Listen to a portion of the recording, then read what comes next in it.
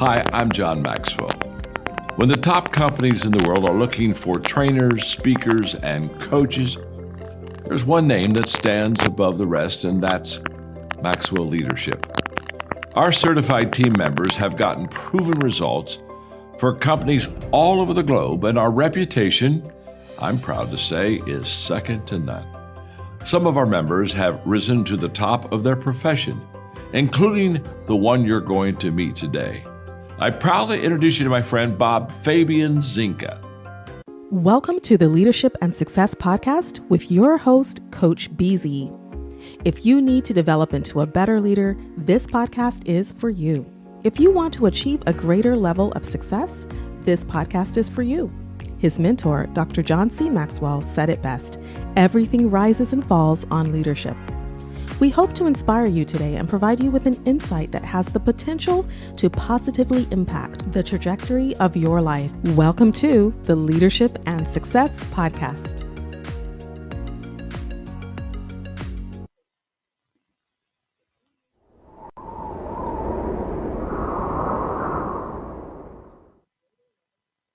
Imagine gaining the leadership skills that could redefine your career.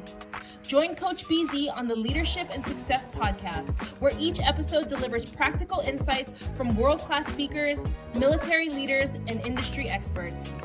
We dive deep into what matters most: building resilient teams, leading through uncertainty, and navigating complexity with clarity and confidence. Every conversation is crafted for aspiring leaders like you who are ready to grow, lead, and make a lasting impact. Don't miss our powerful live sessions and recent highlights. Michelle Hayward on building diverse, high-performing technical teams. Ann Leslie on leading through global complexity and cybersecurity risk. Ron Carpenter AI exploring faith, resilience, and AI-powered leadership. Colonel Michelle G.I. Gardner-Ince on commanding influence from the battlefield to the boardroom. Chris Robinson on shifting from drift to drive in life and leadership. And Coach Enrique Acosta Gonzalez on mentorship, legacy, and heart-centered leadership. Ready to level up your leadership journey? Tune in on Spotify, Apple, Audible Podcasts, YouTube Live, and LinkedIn Live. Join the movement toward leadership excellence. Listen now and start transforming your success.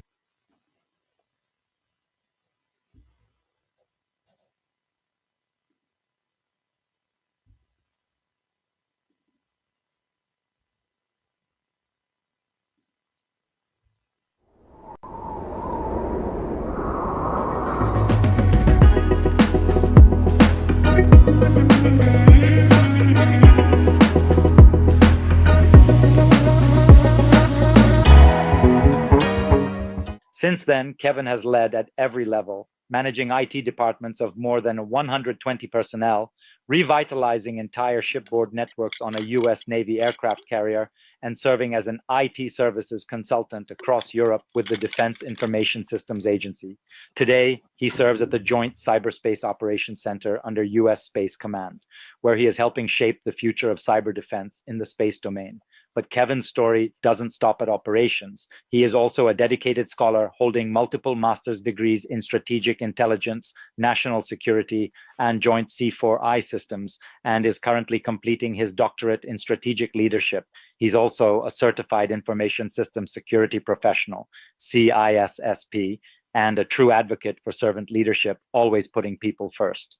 Beyond the medals and titles, Kevin believes in humility over pride, that the truth is always the best policy, and that you can learn something from every single person you encounter. He's a fluent Spanish and Italian speaker, a passionate mentor, and has even appeared in Armed Forces Network commercials to promote cybersecurity awareness. So today, we're going to dive deep into Commander Jack's journey, what it takes to lead in the high-stakes world of cybersecurity, how servant leadership shapes stronger teams, and the lessons he's learned serving on the front lines of both technology and national defense. Stay with us, grab your notebook, and get ready for some incredible wisdom. It is my absolute pleasure to welcome to the Leadership and Success Podcast, Commander Kevin D. Jack, United States Navy.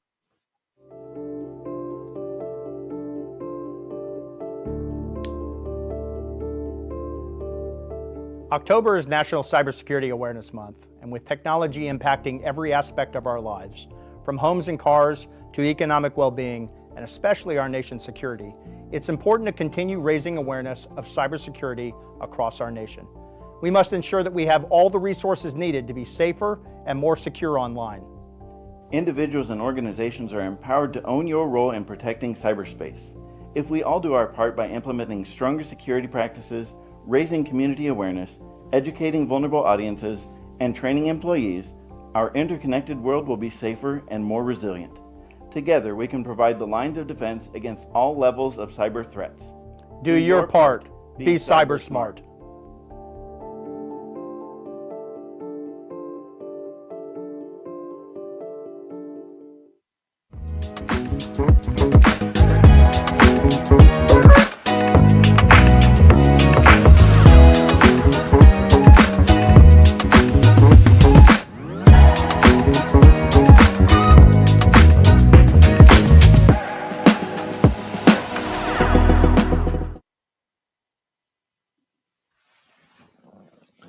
All right, this is Coach Busy. Thank you so much for being with me again today. I really appreciate you being here. We're going to start quickly with our moment of gratitude. Every day we want to be thankful for one thing. So if you would please get ready, this will take less than a minute. If you can close your eyes, put yourself in your happy place, take a deep breath if you want to, and think about one thing that you are grateful for today. What are you grateful for?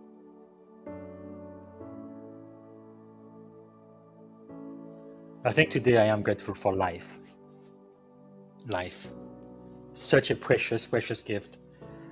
My second daughter, her name is Zoe, which it means life. I'm just grateful to be alive today. What about you? So if you would please type into the comment what you are grateful for. Let us know that you are there. Please let us know where you are joining us from, what city, state, and which country, if outside of the US. And also, whatever you are grateful for, type it in the comment. And if you have a leadership question for Commander Jack, please type it in the comment as well. And we're going to be answering your question live.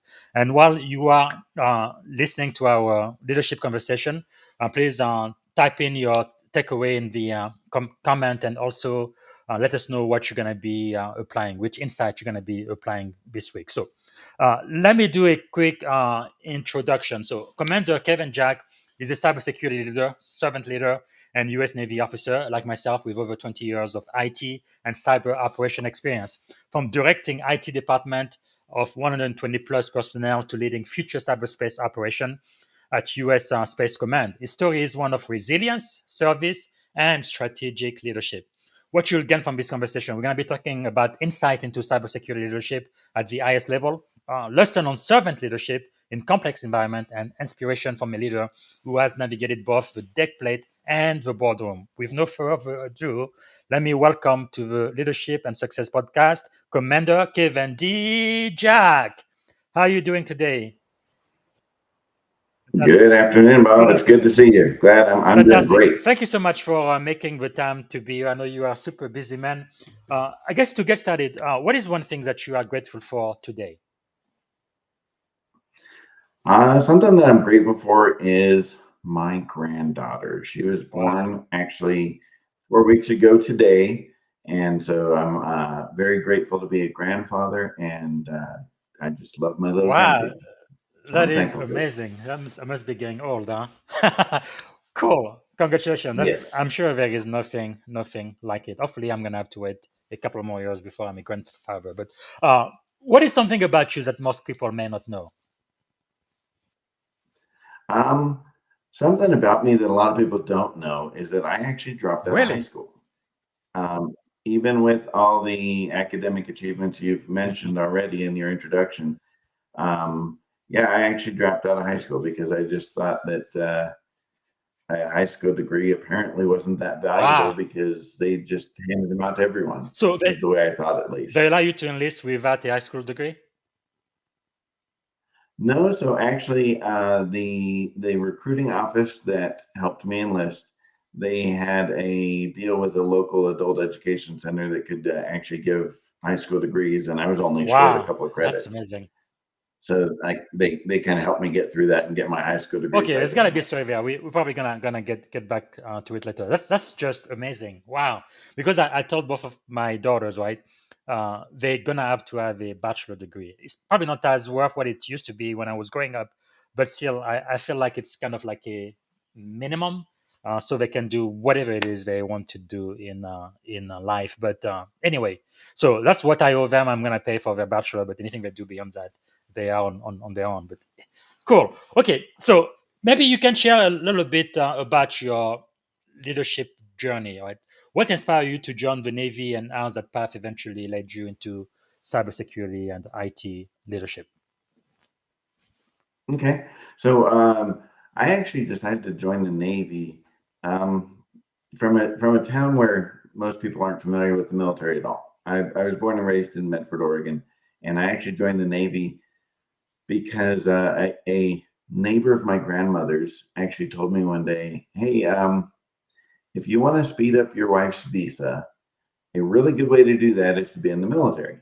And so I actually went and considered and went to the Navy recruiting office and checked into it, and they said, "Yeah, that would actually speed it up." And so I said, "Okay, well then let's make it happen. Let's figure out what we got to do." Wow, that is amazing.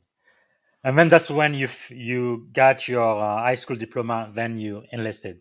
But now, later on Correct. you became an officer, just like me, so I guess you are a Mustang. So what was the turning point from you from enlisted sailor to becoming a commissioned officer, and how did that experience shape your leadership style? Okay, so one of the things that really kind of led to me beginning or getting into the Seaman Admiral program and earning my commission was just the fact that I worked really, really hard to do the very best I could for my wife and my daughter. Um, I was already married when I joined the Navy, and I had already lived abroad as well in both Guatemala and Honduras. And I had already seen how important it was that you could actually succeed economically in the US if you really, really tried and put in a lot of effort. I worked very hard and was actually awarded the Junior Sailor of the Year for my entire squadron, which is Wow. near 1,000 sailors. Hmm. And so after I won that award, one of my teammates basically said, "Hey, you really should consider applying for an officer Wow, program." that's amazing. So I did and got picked up on my first try. That is really, really amazing. And which designation did you choose? So I actually wanted to become a submarine Really? officer. I was getting a business degree, which is probably not the most ideal one for being prepared for nuclear power program and understanding all that goes with that. So I actually failed out of the nuclear power training program.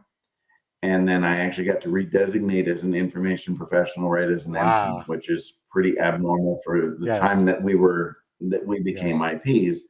That was not very Hmm. normal at all. It was usually as an 03 or an 04 that you Yes. would become an IP. Wow, that is amazing. Yeah, I think I became an instant IP 2007 was it? I know on the reserve side, I was one of the first one to get in as an O1 for the Direct Commission Officer program. I believe didn't the IP designation just start like after 9/11, 2001, 2002? I think is when we started, right? So I believe it started in the 90s, but it was called the General Unrestricted Line, Really? the GURL. And then later on in the early 2000s, that GURL became the Information Professional Really? Community. Okay, okay. Because I only remember, I think it was 2001 when we stood up as IP. Okay, so we were general and restricted line. It's very interesting because right now we are restricted line officer, but I think there are talks that we're going to become unrestricted again. But anyway, I probably will be I believe so, yeah. retired by the time that becomes a reality. That's just amazing. So you've served in diverse command from careers in Europe, US Space Command. Which assignment stretched you the most and why? Which one stretched me Yes. the most? Okay, so I think personally, the command that stretched me the most was the Carl Vinson, because I was leading so many people, and I had to deal with a lot of just personality conflicts and other challenges that in a lot of the other positions I've been in, I didn't have nearly as many people kind of under me. So I didn't have to deal with the interpersonal relationships issues nearly as much. And then professionally, I think the command that stretched me the most was European Command, because I was the Information System Security Manager, or ISSM, on 7 different networks. And they were all with different international partners or coalitions. So I really had to kick up my technical proficiency game a lot in making sure that those networks were being cared for and were being and the users were not misusing them, especially because we had foreign nationals using parts of our networks. Wow, that is quite amazing. It's, I guess some people really they don't realize, but really when you join the Navy, you have a chance to really travel the entire world, and depending on the billet you get, and really have diverse experiences. Most people in the civilian life they have one job or one type of job for the entire career, but in the Navy, every 2 to 5 years you have to get a brand new billet and pretty much start all over again. It's just amazing. And by the way, we have Byron Kelly watching us from San Diego. Thank you so much, Byron. We appreciate that. If you can let us know one thing you are thankful for today, and also if you have a question for Commander Kevin Jack. Thank you so much, Byron. Wow. So you've described yourself as a servant leader, and I think that's typically what you would see in the military, including the Navy. But in practice, though, what does that mean to you, especially as you lead sailors and civilian? So, I mean, a big part of what makes me who I am is of course that I was enlisted first. So I started from the very bottom, and then became an officer a little later on in my career. So, an example of servant leadership is that when I was in my division officer tour, so I was in charge of a group of about 35 to 40 sailors. They had a special event where they do every now and then called a freshwater washdown, where it's usually the enlisted that have to go out and kind of wash the ship down so that get all the salt and all this spray off of it so it's nice and clean, and it keeps it from rusting and getting nasty. And I was one of 2 officers that went to help out with events like that. Wow. Even though it wasn't really specified that we needed to, it showed my team that I cared and that I would jump on to tasks as well, and that I was willing to do the job that they were asked to do. And it led a lot of them to respect me a lot more, because they could see that I wouldn't just ask them to do something and not do it myself as well. That is powerful. Yeah, I think it does make a difference being enlisted before you become an officer. At least the way you look at things and the way you take care of the white hat. At least in my own experience, nothing wrong with the naval officer who go to the academy and so forth. Although I think some of them are too arrogant. They think that they're better than everybody else. But those who've been enlisted before, especially those who were kind of almost chief or kind of senior enlisted, I feel like they really have a different philosophy. Again, the way they take care of the white hat to make sure they are covered, protected, and they feel needed, and also contribute the very best they can, really managing the morale of the command. I think for me it really made a big difference. So one of your core values is humility over pride. Can you share a story where humility helped you navigate a tough leadership challenge? Okay, so kind of looking back on that same tour while I was on the MRS land, that's a submarine tender. I was the division officer, and one of the times when I was in my shop with my team of people, a senior officer came in my shop and started yelling at me because of something that had happened. And if I were prideful, I probably would have swore at him and told him to get out of my shop and told him some really rude things. Yes. But as a more humble person, I simply listened to what he had to say.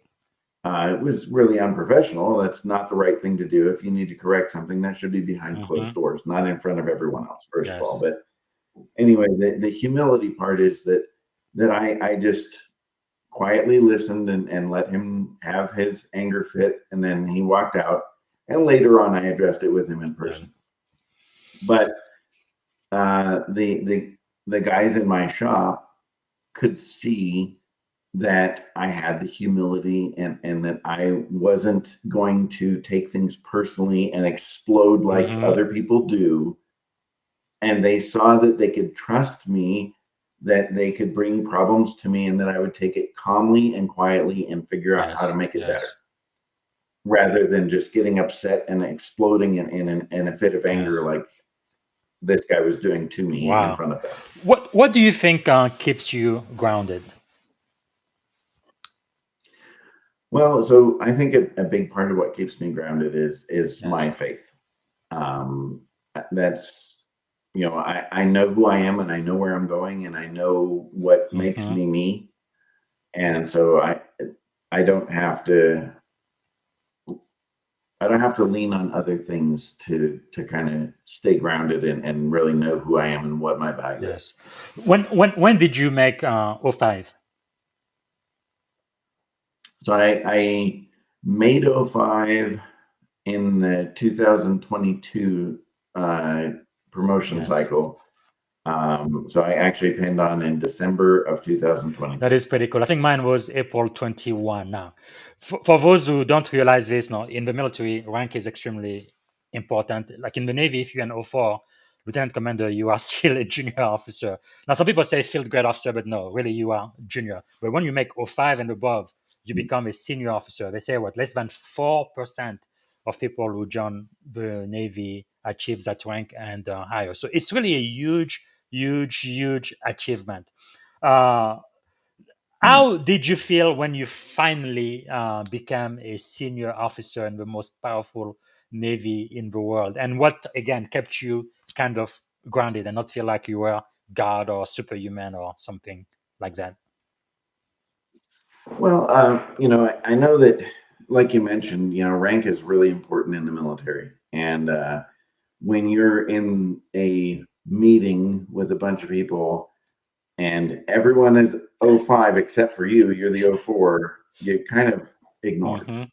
They don't really put a lot, of value in what you say just because you're kind of the low guy.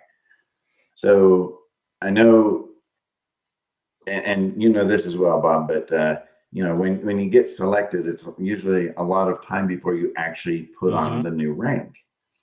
So they put me in a position of even more responsibility, knowing that I was selected for it, but I was still wearing the rank of the previous pay grade. And so a lot of times I was the guy who was getting ignored. But then when I finally put it on, then I was already in the job and already carrying out the role, and people actually paid attention and were more willing to listen. So it was nice to finally get the ears of everyone else as we were, talking about important issues in the cybersecurity world at the European command where I was working. Yes, and I guess that adds another dimension too, right? It's not just within the Navy, but when you have joint operation with all of the other branches of the U.S. military, but not only that, but also all of our allies, NATO's and all of that. It gets a lot more politically challenging, I guess. That's wow, wonderful. So you mentioned the space command. So right there, you are shaping cyber operation at the strategic level, and you also have a master's degree in strategy. So what excites you the most about the future of cyber defense in space?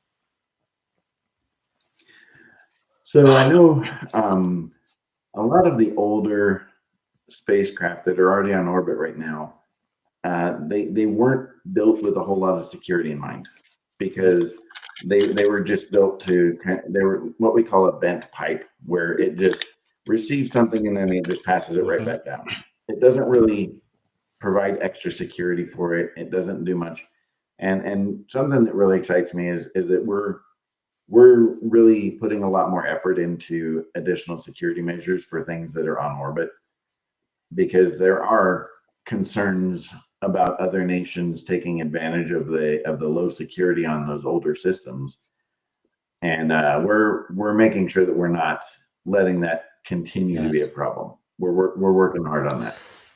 So true. And you've also been featured in the Armed Forces Network commercial for Cybersecurity Awareness Month. I showed a short clip earlier. I believe that was in 2021. How important is storytelling and communication in driving cyber readiness?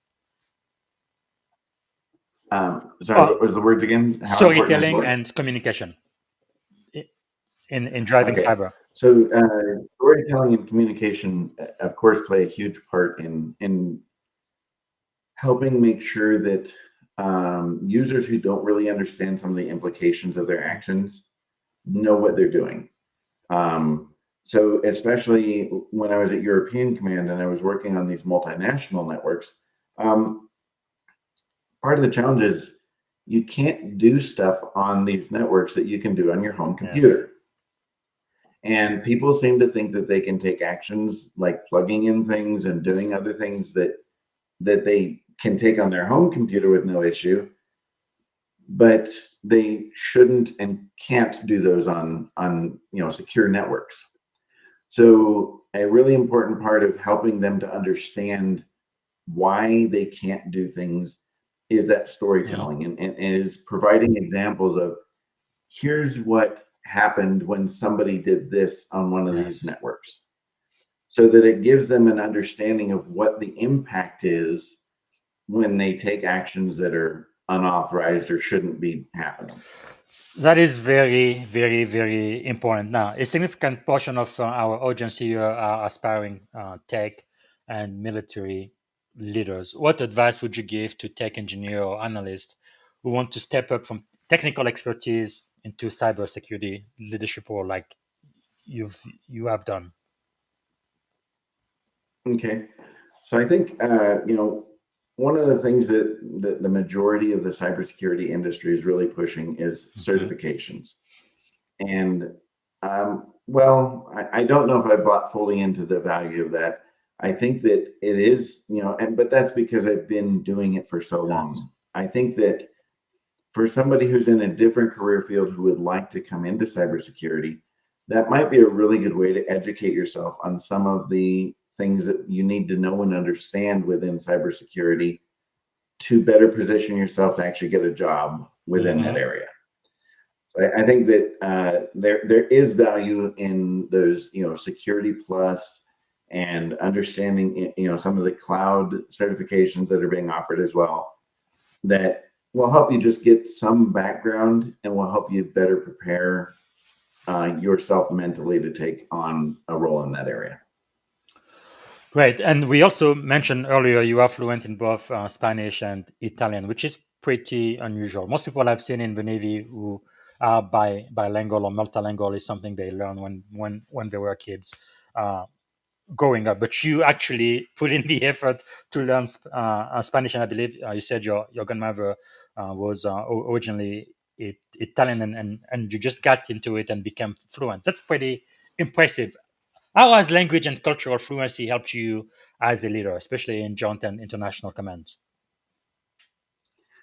So I think, it actually has played a really large role, because as I was working at European Command, I was the, again, multinational networks lead. So I actually ended up going to a lot of NATO conferences and the NATO cybersecurity and infrastructure folks. I did a lot of work with them. And if you don't know NATO well, it's composed of many different European nations. So they have people from all the different nations that belong to NATO, all working at the NATO headquarters. And so I actually had the privilege of working with a lot of them in their native tongue, rather than them trying to get in English and speak to me. I could speak to them in their native tongue, and then we could actually communicate a lot better and that facilitated a lot of conversations Uh, and made it a better team environment. that Really. is really wonderful. With all of the travels you've done, have you ever seen in many of the foreign countries they have like a stereotype for American being arrogant and proud and not really wanting to assimilate, but pretty much pushing their own cultures and norms in guest countries? Yeah, Yeah. There's definitely some places that kind of have a negative view of uh, Americans, but it's like anything else. There's some people that are jerks. yeah, There's some people that are lazy. But the same can be said of any other true, country as true. well. It's just it's just a thing where a percentage of every population is going to Yes, be that characteristic. It doesn't mean the whole country is. But yeah, I've seen a lot of uh, generalizations about Americans being fat and lazy and just yeah. not being good workers But I and mean, it's different things definitely like that. refreshing to see an American who's even trying to speak a foreign language and uh, connect. No, usually I think the expectation has been, no, you guys learn English, you speak to me in English, we kind of rule the world or whatever. But yeah, that is wonderful to see. So I'm about to switch over to the second segment of the podcast. Is there any question I haven't asked you that I should Okay. have asked for the first segment? Um, no, I think you're gonna circle back to the give advice to Yes. 2000 Kevin Yeah, Jack yeah, yeah. later on, That right? is that is Okay. coming. It's gonna be a very, very important question. Okay. So for the second segment, I want to start. What is the greatest lessons you have learned so far? Ooh, the greatest lesson I've learned. So I think I actually figured this one out on my own. And I think it's really, really important. I think it's important to know that every single person has their own set of life experiences, their own knowledge, and their own understanding of how things work. Mm-hmm. And why is that important? It's important because we can learn something from every single Wow. person. Every person has their own unique set of just how they've lived and what they've seen and what they've done. And I think that, obviously I don't have all of those different views and Mm-hmm. perspectives and experiences. So I think it's really important that you can actually take something small from anyone, every person you ever meet or interact with. Wow. I mean, this again shows now what you talk a lot about humility over pride, because it takes a humble person to know you don't have the answers and you can learn from anyone. That's powerful. So, what is the greatest leadership advice you have ever received then? I think some of the greatest leadership advice is always be training up the people that are working for you to be able to take your job. Wow. You never want to be the single point of failure. It's really important that you're preparing and training and just getting people ready in whatever way is needed, Mm-hmm. whether it's education or training or knowing the job well or whatever it takes. But be preparing those that are working for you to take your job.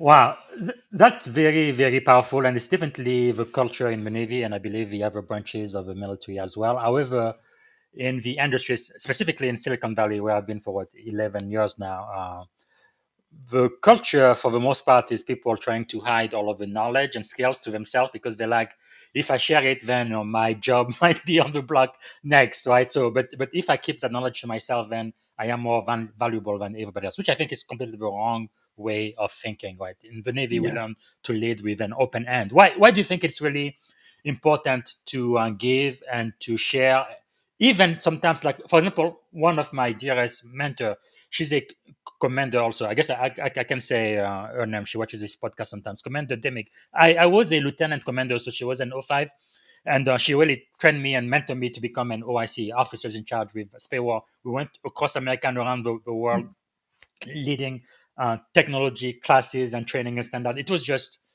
amazing. But she really trained me to be able to lead like eventually I was able to lead about 186 people into national spare program. But she's the one who taught me how to do it and do it effectively, take care of my people. Because no, it's very challenging when you have at least 20, 50, or up to 70 people that you take to a foreign country, and not only the people but the equipment to set up all of the classes and learning and making sure everybody's there on time, they don't get in trouble, and then bring them back home. That is quite a project. But anyway, I really owe her to her how she trained me to do all of this job. But basically, I eventually took a position. She was a deputy program manager, and eventually I became the program manager for the entire program. So I've really not seen that in the civilian sector. But why do you think it's really important to share, even at risk of somebody else being promoted over you? I think that the reason it's so important is because none of us ever know when our final day is. True. That's I could pass away today, or I could be injured today where I can't go back to work tomorrow. I could be told you're done working here. There's a number of different ways where your time at a job could come to an end. And if you set the company or organization up for success, even in your own absence, that company is going to be grateful for you. Yes. And they're going to highly recommend you for a future job or a future role somewhere else if you have actually set them up for success, rather than just been looking out for yourself and just been keeping things to yourself. It's and of course we look at that in the Navy all the time. We talk about redundancy, and we talk about making sure that we've got backups to backups to backups all ready to go in case something happens. And I think that's a part of the mentality that I've come away with from the Navy is exactly that, is making sure that you have those backups, whether they're people or whether they're information or whatever it is, that you have things set up so that when something fails, which it's bound to happen, that you have a way to keep moving forward and keep operating. That is wonderful. I think two ideas come to mind. One is the philosophy of giving more than you take, or living things better than the way you found it. I think many in the Navy really have that culture. But also, one of my dearest mentors told me the real test of a leader is when you go on vacation, right? You go away for a week, 2 weeks, or a month, making sure that when you come back, everything was able to proceed as planned and meeting or exceeding your standard. Because if everything falls apart while you are away, you are a bad leader. Like you said earlier, right? You have a single point of failure, and that's not leadership. Wow. Wonderful. So what do you think is the secret of your success? I didn't even know that you were a high school dropout, and now you're gonna get a PhD. And you were enlisted. I think you told me you came in as an E2, and now you are an O5, a senior officer in the most powerful Navy in the world. What made you successful? So I think that a big part of my success is my family. Yes. And the fact that after I dropped out of high school, I actually moved to Honduras on my own and married the young lady I had met there. And then we lived there for about a year, and then we lived in Guatemala for about a year. So a big part of who I am is working really hard for the success of my family. Because I had seen how hard it was to get any level of success in a third world country where I've lived and worked and done life. So I think that just me having my wife and kids were huge drivers for me to work hard and achieve success for my family. That is powerful. It reminds me of the book, I believe, or I should have. Okay, this one, Start With Why by Simon Sinek, and I think that's really the motivation most people need, because if you know exactly why you are doing what you are doing, challenges will come, tough time will come, but you will still be focused and motivated to get the job done. That is so powerful. So I know that leaders are learners. So what are you learning right now? Well, so I actually just completed my doctorate about a Whoa! week and a half ago. Congratulations. So I'm taking a little mental break from working so hard.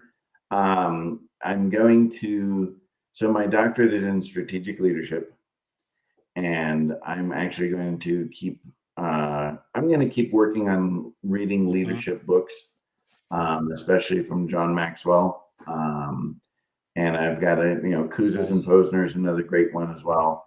But there's a number of good leadership books that Wow. I've got that I want to reread with a fresh mind now that I'm not using Yes. them as material for my That is doctorate. beautiful. So I, Now, technically, academic speaking, the doctorate, that's the highest degree you can get. There's nothing higher than that.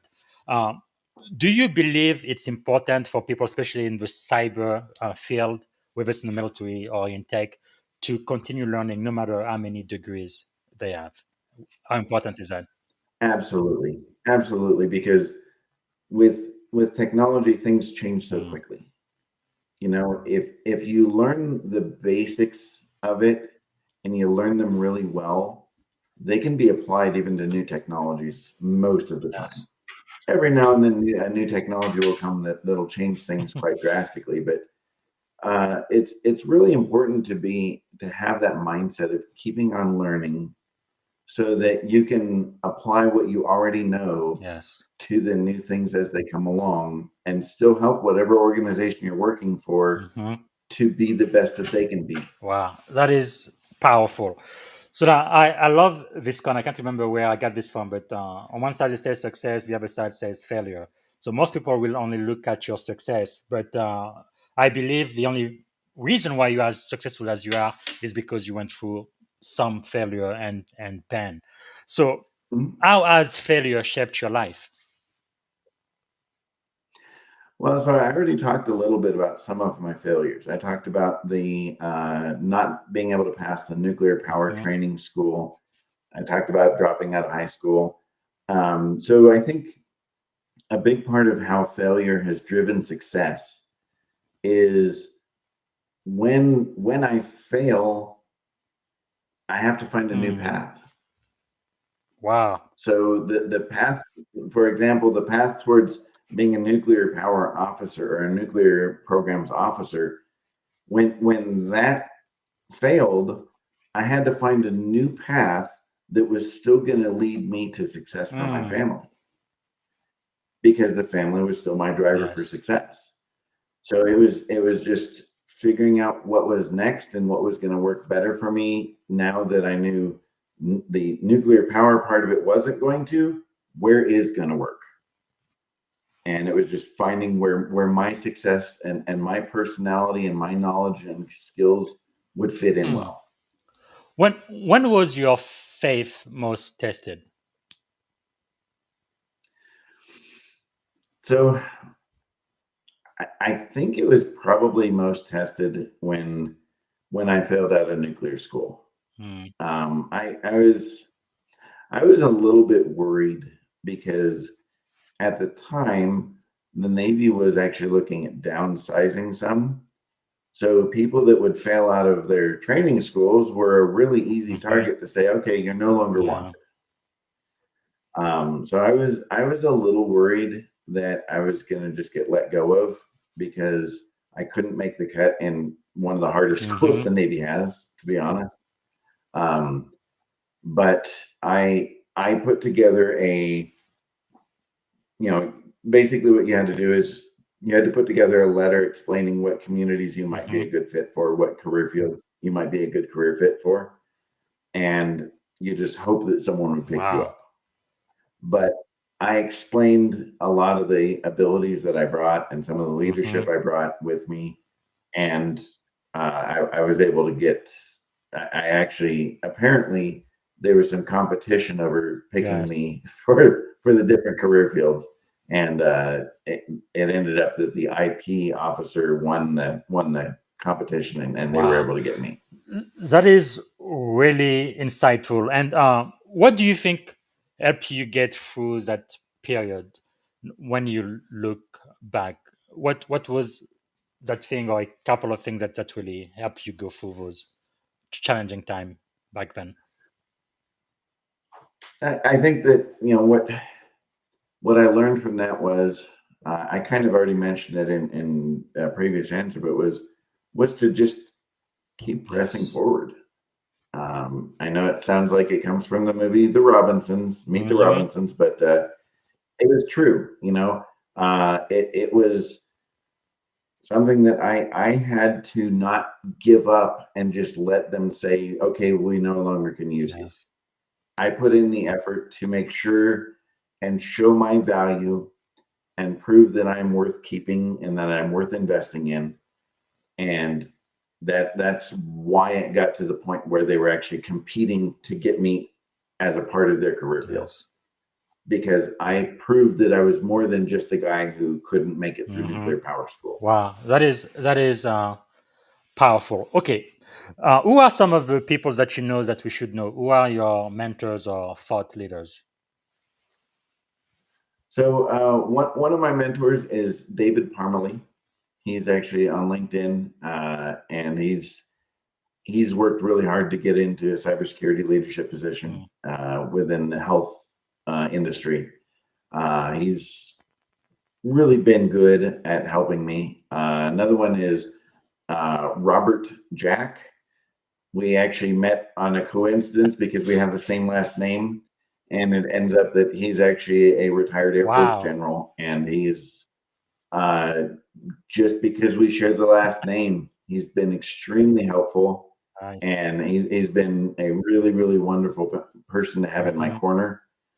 He's put me in contact with a number of people as I'm trying to figure out where I'm going to go after I retire from the Navy. Yes. And I can't thank him enough. He's been amazing.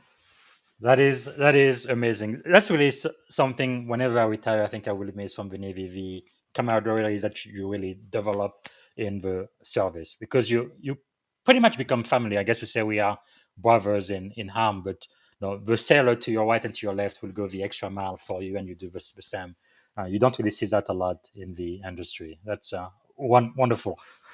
So, if you could choose 3 people to have dinner with, who would you choose and why? They could be alive, dead, or even mythical figure. Okay, that's a great question. So I think there's 2 of them are athletes,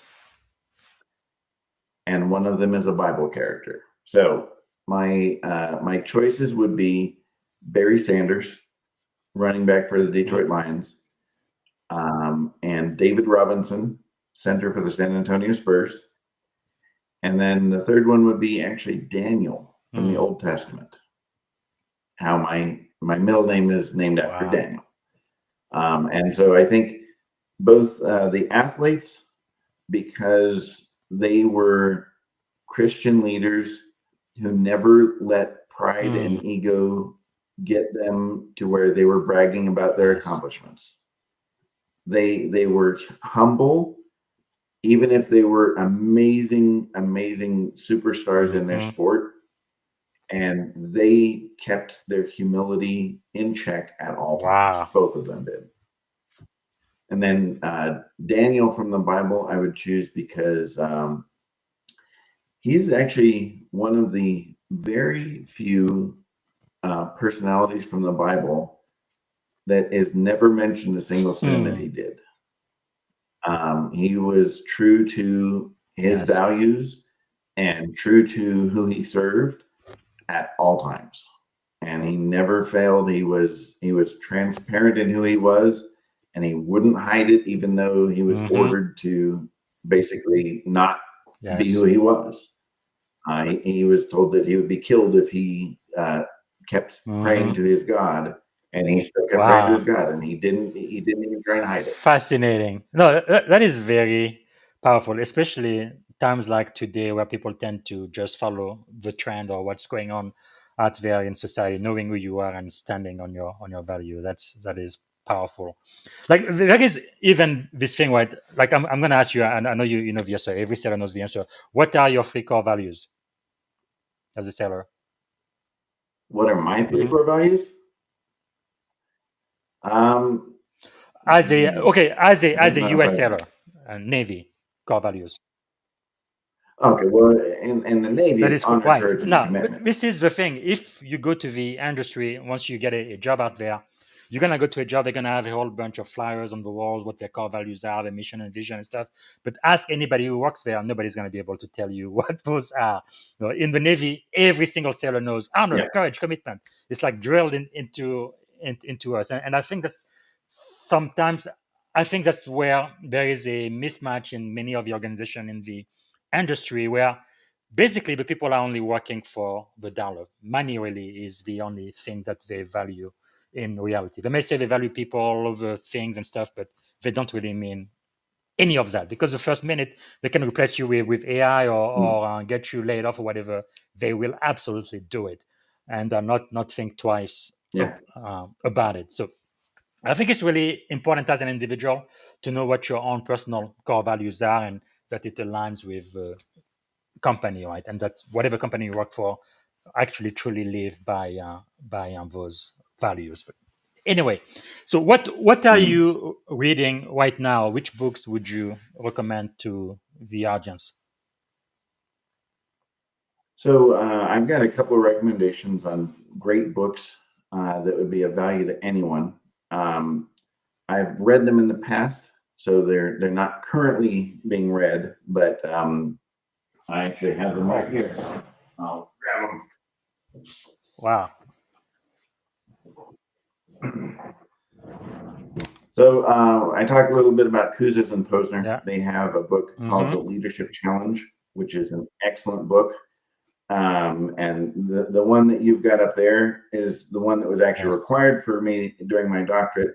But this one here is actually the Christian Reflections version of it, where they actually go through and talk about the same principles of leadership and how they're actually biblical and what biblical values align with those leadership values that they've That talked is about. really amazing. So and that was, so I did my doctorate through Liberty University, which has a focus on Yes. biblical values. So they actually talk through how leadership values are either reflected or not reflected well in some of the leaders in First and Second Kings in the Old Testament. Wow. So they actually try and implement a lot of, do Christian values really support leadership or not? So I thought this was a great way That to really is kind of amazing. get Actually, more out my of that as well. mentor's book, 21 Irrefutable Laws of Leadership, Dr. Maxwell actually got it straight out of the Bible Yes. too. And he has another book that breaks it down and just like you explain into the Bible, and good example and bad examples too. It's pretty amazing. Cool. And I actually did a series on that exact book on posts Wow. on LinkedIn as Amazing. well about the John C. Maxwell's Yes. Laws of Leadership. So the other couple of books, I know you've already got the images prepared, Yeah. but this one is a really good one on how and there's multiple books on how to win friends and influence people. By Dale Carnegie is Yeah. another great book. But this one is a really good one as well on how to understand people and how to really get to a point where you can actually help or better understand how you can help them.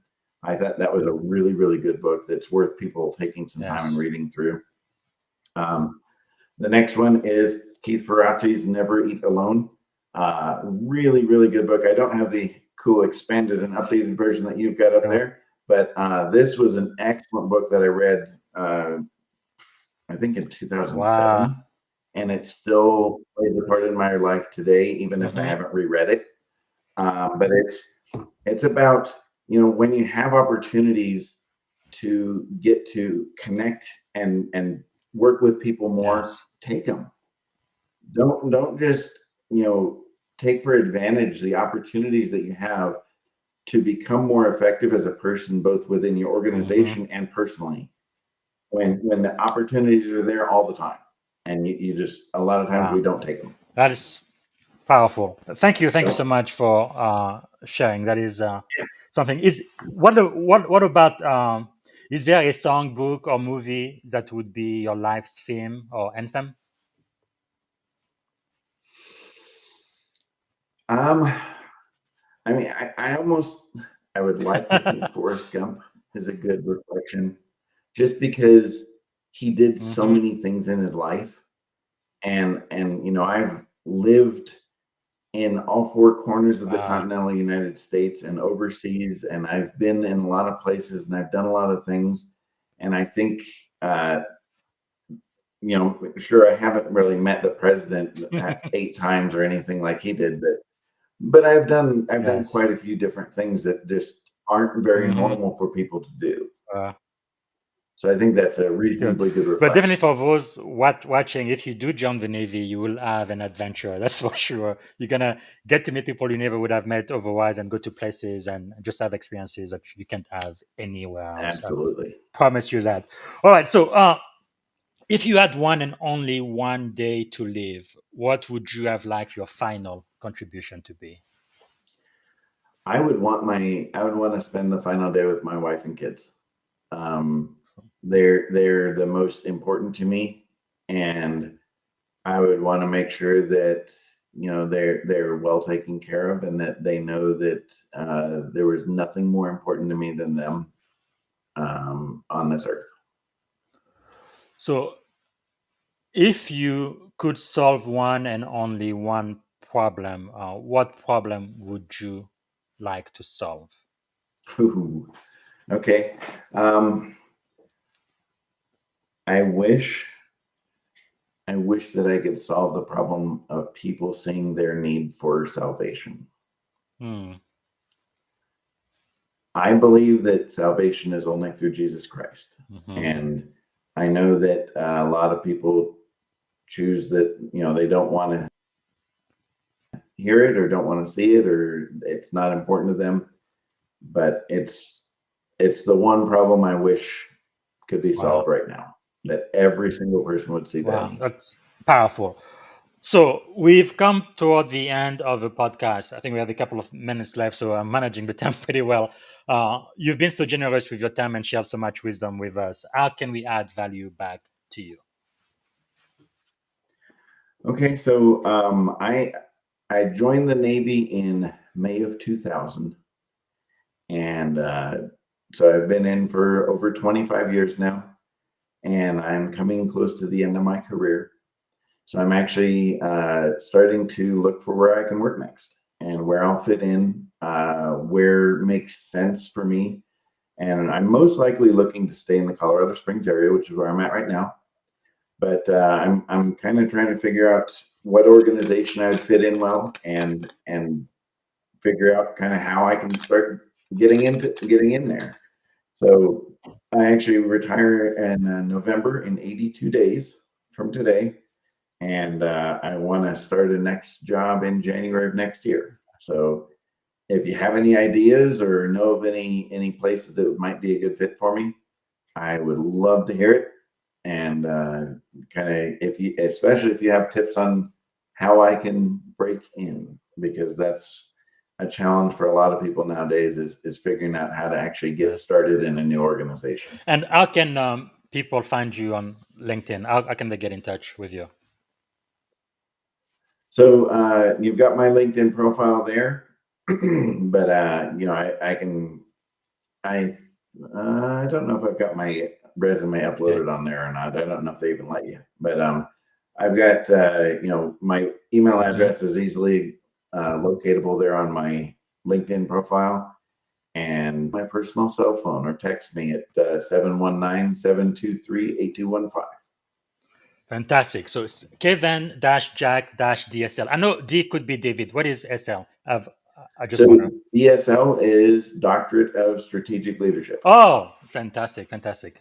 I love it. Okay. I thought it was your middle name. Very good. Okay. So now I think is okay. Before I ask you this, is there any question I should have asked you that I haven't asked yet before we close? Anything you want to share? Um, no, I really appreciate you giving me some time and letting me kind of give some ideas on what I've seen and Fantastic. done and experienced. And hopefully it is helpful to everyone watching, that I hope that you got something out of here that is of value to you, that you can actually bring on board and make use of in your own life. Wow. Thank you so much. All right. This is the most important question of the podcast. If you could go back and give a piece of advice to your 17-year-old self standing at the edge of this incredible career, what would you say? Actually, for you, let's go back. How old were you when you dropped out of high school? 17. I Okay, that's was perfect. 17. So, what would you say to 17-year-old Kevin D. Jack, who's now Dr. Kevin Jack, who's now Commander Kevin Jack? What would you say to that boy? I would say, don't be afraid to fail. Failure is what Wow. leads to success, as long as you take it and make the best of it and figure out where you go from there. I think Wow. that's the key lesson, because Don't be afraid. failure will happen. Every one of us will fail at something, sometime, probably many times. And it's what you make of it and what you take and move forward with from that failure that really is going to make the difference. Dr. Jack, what if I am afraid? What do I do? Well, I mean, we're all afraid of failure. You know, every one of us is afraid of failure, but if you fail and then you just give up, there's no gain. There's no improvement. It's taking action based on that failure to make yourself better. Yes. Like I mentioned earlier, find a new path forward. If a door has been closed because of that failure, figure out where the best way is after it. Wow. But it's so important just to not sit down and cry. And I mean, you can for a little bit, because it hurts, but you need to find the next thing that's going to make you better. Wow, that is powerful. It's really the story of my life. You say, fail forward, find a new path, keep pressing forward, humility over pride. And you just said, no, be true to your own value, and don't be afraid to fail. I mean, if this doesn't make you successful, I really don't know what will. All right, we are coming to the very, very end. Really, really quick question. Don't think too long. 3 adjectives that describe you as a child. Calm. 2 more.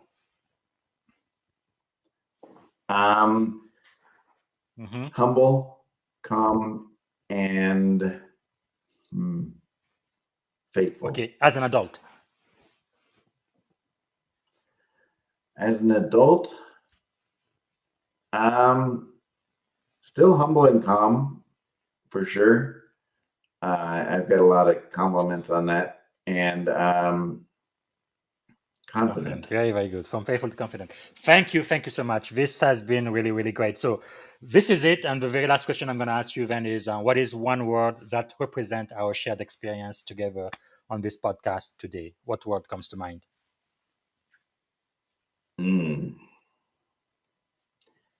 It's kind of a hyphenated word, but deep learning. Deep learning. I think for me, it's going to be. I hope that there's a lot of learning. To me, it's going to be brotherhood. It's really amazing, because of the Navy. I've had a chance to meet great people like you and learn from you.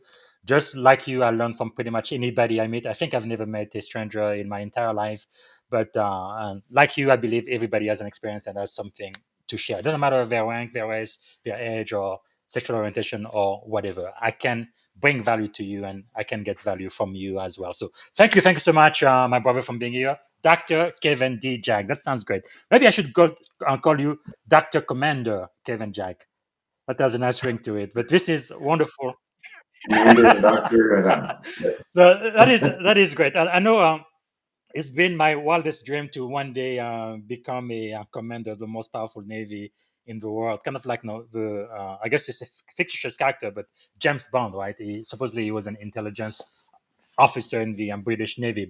But anyway, you've really done a lot. You've come from nothing, and you've accomplished all of this, and it's just inspiring. And I'm hoping people listening to us today can really get insight from what we talked about. And for those listening, if you can type in 2 or 3 takeaway from my conversation today. And I don't see any questions on LinkedIn or YouTube. So thanks again, Dr. Kevin Jack, for being on the platform today. We really, really appreciate it. Thank you so much. Thank you very much. I appreciate it. All right, folks, this was great. So you've heard from the commander, Kevin Jack, and hopefully you are going to get something out of everything is shared this hour and be able to actually apply it this week. And I think you're going to see results. So I'm going to be back here. Tomorrow is Friday, probably 6:30 a.m. Pacific time, so 9:30 Eastern time. More than likely tomorrow, I am going to have a 10-minute AI recap of one of the leadership conversation we've had this week. So hopefully I'm going to meet you here. Again, if you have a question, let us know. Please like, repost, and tag someone who might benefit from this conversation. And thanks so much for being with us today. Until tomorrow, have a wonderful day. Bye. Bye, everybody. This is Coach Busy. Thanks for watching. Until next time, don't forget to like, comment, and share. Thank you for listening to the Leadership and Success Podcast with your host, Coach BZ. If you like what you heard, please subscribe to our channels and come back for more wisdom nuggets on how you may develop into a better leader and achieve greater levels of success.